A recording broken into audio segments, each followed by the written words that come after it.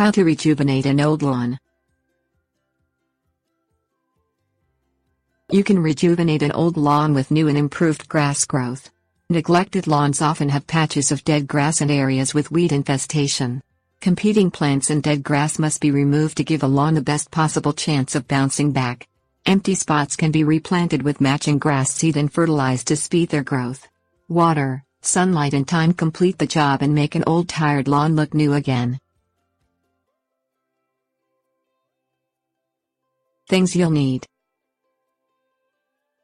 lawn rake, garden gloves optional, shovel, topsoil, grass seed, straw, grass seed starter fertilizer, hose, sprinkler optional. Rake the grass vigorously with a lawn rake. Pull out weeds and dead grass as you go. Wear garden gloves to prevent blisters.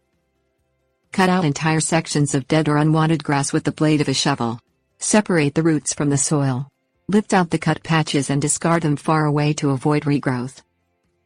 Spread topsoil on the bare lawn patches to bring the dirt level up to the surrounding areas.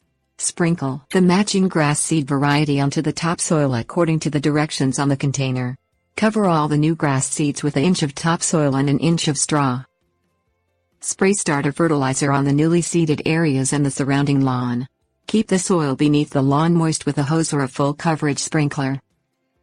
Remove the straw from the new growth areas after 2 weeks had passed. Avoid walking on the grass until all the new seedlings have grown 3 inches out of the ground. Tips: Warnings. Aerate the lawn once grass growth has filled in completely. Walk the lawn in long spike aeration shoes or rent a lawn aerator to get the job done faster. Set the blades of a lawn mower to cut the grass 3 inches above the ground. Overwatering leaves unabsorbed puddles that can drown new grass seedlings. A lawn is plenty moist if you can press your index finger into the soil up to the second knuckle.